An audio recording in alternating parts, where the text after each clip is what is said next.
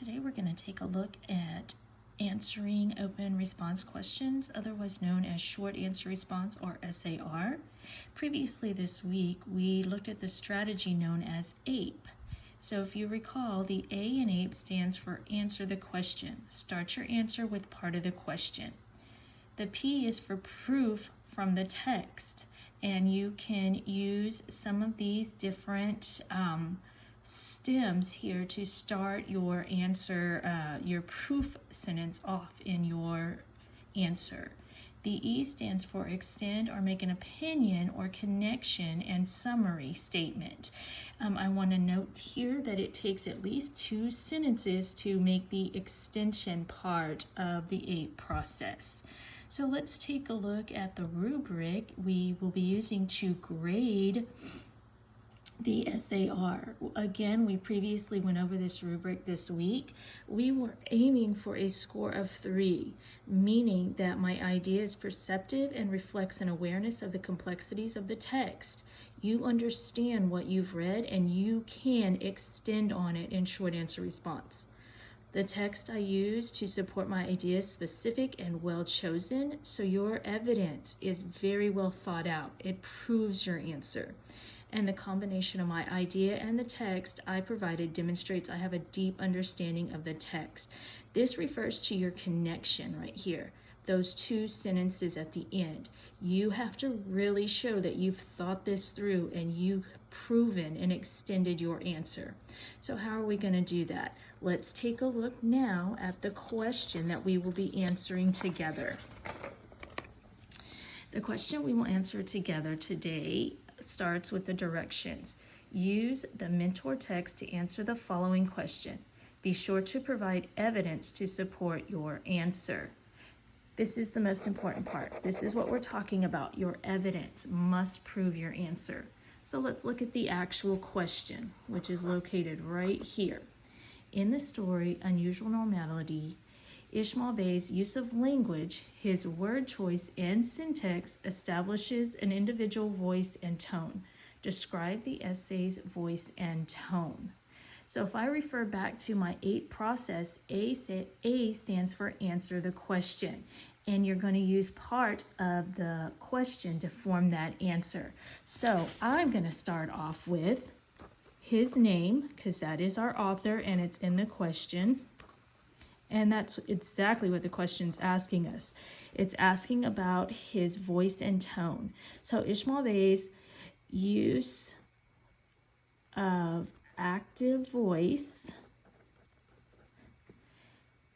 to create a tense and reflective tone. I don't think this makes sense. I'm going to go back. Ishmael Bey's use of active voice to create. I'm going to say he uses active voice to create a tense and reflective tone in Unusual Normality. All right, so how did I come up with tense and reflective? Well, that's where you get into proving your answer with the text. I'm thinking back to the story now, and I'm thinking to the specific part where he and his friends go to play paintball. If you will go back in the story and find that part and reread it for me real quickly. If you are in a actual book, it's on page 23. If you are online, you're going to have to scroll down to find that part. Reread that for me. I'll give you a minute to do so.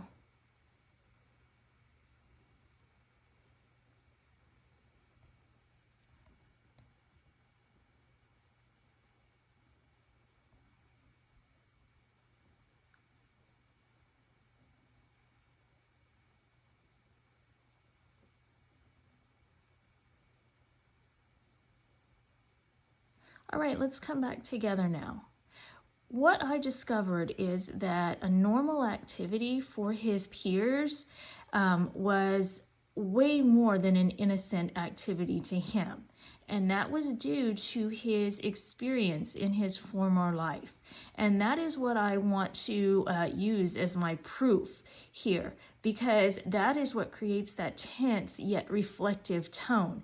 It was tense when he was experiencing that paintball fight, but then afterwards he was able to reflect on that and understand how it was just a simple game to his friends, and eventually he was able to participate in it.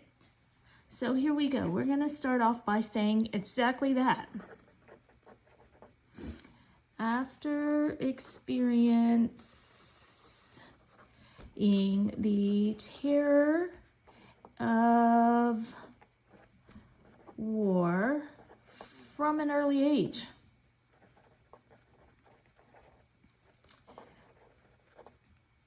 they struggled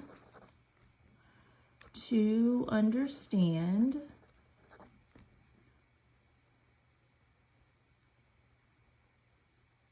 the innocence of his new peers in New York. So I've really established what's going on in the story here, but I'm still being kind of vague. So I need to make sure that that proof in my next sentence is very specific. When describing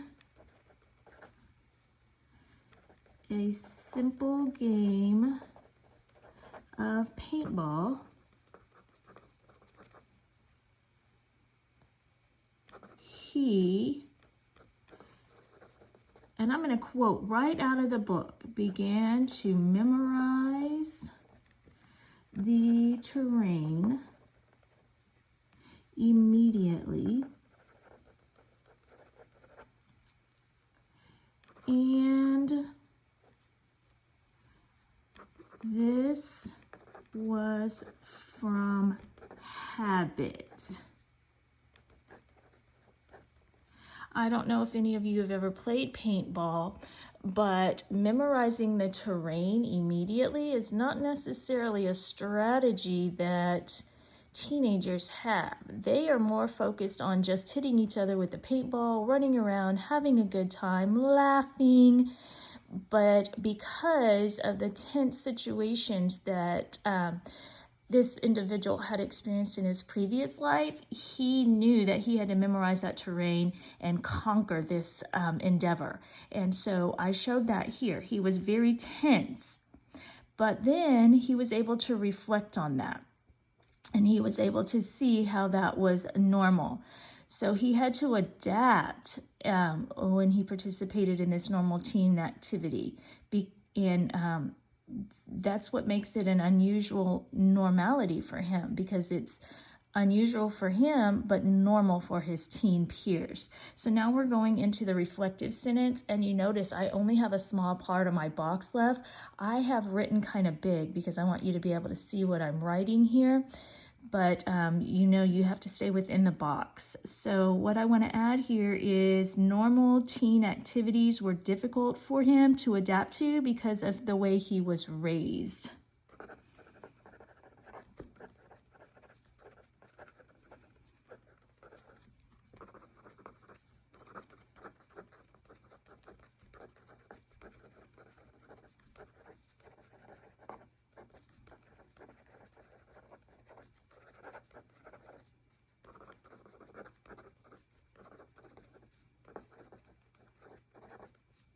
Now, I know in the first couple of tries you might go a little bit over the box, but as time goes on, you really have to fit within that box, because anything outside of the writing box is not graded when we get to formal assessments such as district assessments and SAR.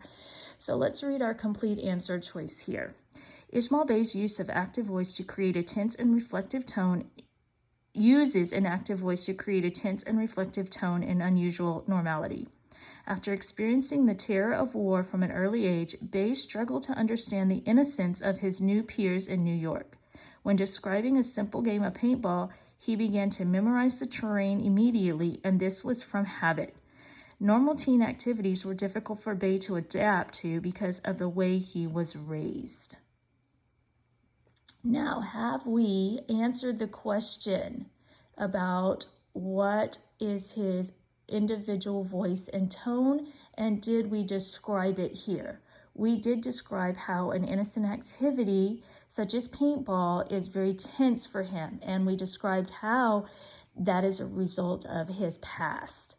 So I believe that we have answered the question effectively.